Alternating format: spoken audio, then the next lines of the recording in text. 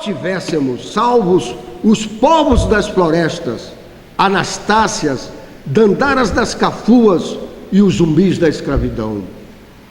Tivéssemos a descendenta do Nordeste, a sebastiânica redenção, tivéssemos dado cabo aos filhos da servidão. Tivéssemos as cabras da peste, o rei do cangaço, Virgulino Lampião, a sua imagem e semelhança. Sim, senhor, tivéssemos Catulos, Vitalinos, Machados e Suassunas. Tivéssemos Joões do Vale, Patativas, Lobatos, Amados e Brendães. Tivéssemos Montelos, Sousândrades, Gulás, Nauros e Gonzagões. Ainda tivéssemos. Então, eu estou aqui com o poeta Manuel Serrão da Silveira Lacerda. O que vocês ouviram dele é de autoria dele. Vocês ouviram um poema, um trecho de um poema da poesia. Como é o título desse poema? Messiânica. Messiânica. Então, é a poesia messiânica. A poesia messiânica você encontra na página, além dela, várias outras, em torno de 1.500 poesias, mais ou menos, ele já escreveu, e você encontra na página dele. Eu acho, eu entendo e eu penso que o Manuel Serrão, ele tem uma linguagem, ele tem um poetar muito parecido com a do nosso Sousândrade. Quando você faz um poema, quando você escreve, quando você termina de escrever um poema, qual é a tua sensação? A minha sensação é de alívio, como um dever cumprido, né? Dever cumprido entre aspas, é uma forma de eu sei exatamente que isso segue para o mundo, né? É como se fosse uma filha ou um filho que você lança para o mundo e ele tem que seguir seu caminho, tem que voar, tem que atingir. Toda a poesia, ela nasce do silêncio, né? E o poeta, no seu silêncio, é que se permite a essa construção poética. Eu sempre digo o seguinte, a minha poesia, ou entendo que a poesia, ela passa por um processo de construção. Entendo eu que a poesia é muito mais construção do que inspiração. Claro que você tem que ter aquele momento de inspiração, a ideia que te vem à cabeça, e você então passa a construí-la. Em 1978, fui morar no Recife. E no Recife, nos anos 70 ainda, eu, ao chegar ao Recife, um dia passei pela Faculdade de Direito. Eu vi aquele prédio majestoso e eu fiquei encantado com aquilo ali, porque direito, na realidade, está ligado diretamente com a literatura, porque nós temos uma literatura jurídica e que é filosófico também.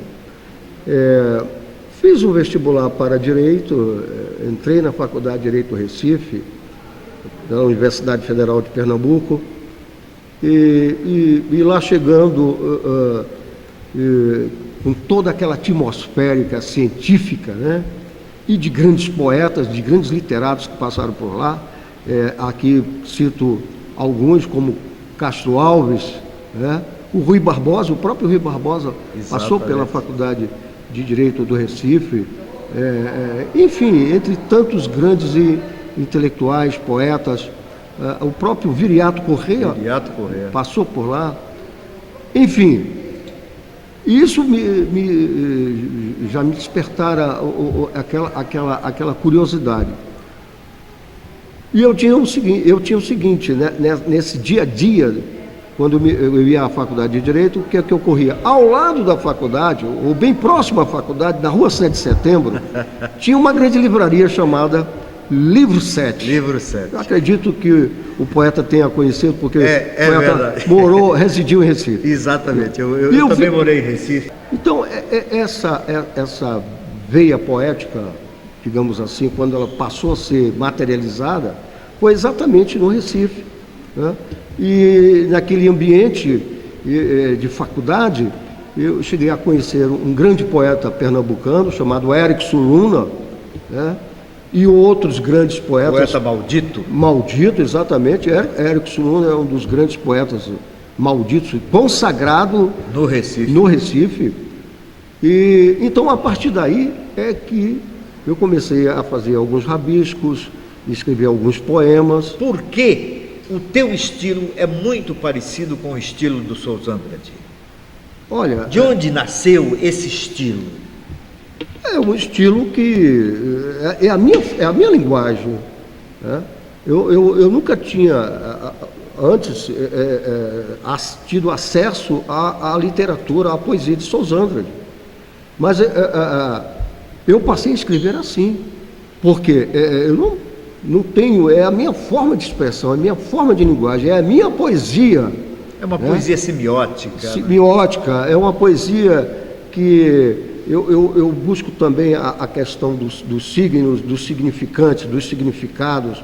É um pouco concreto ou não, mas é assim que eu mesclo e trato essa minha linguagem. A minha linguagem poética caminha por aí.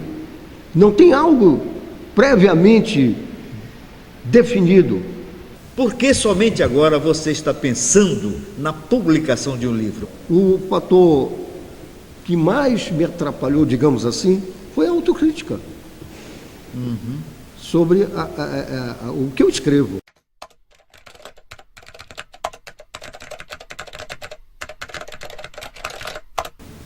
Então, você considerava, como você se considerava? Eu considerava que o que eu escrevo não era poesia. Incrivelmente, né? Até que um certo dia eu recebi um texto de uma determinada pessoa e tecendo alguns comentários, né? De uma análise mais profunda do que eu escrevera, dizendo, não, você faz poesia.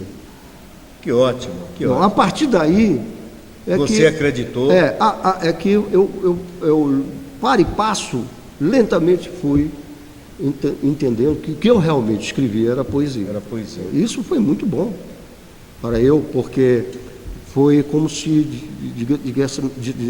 disséssemos assim, a ficha caiu.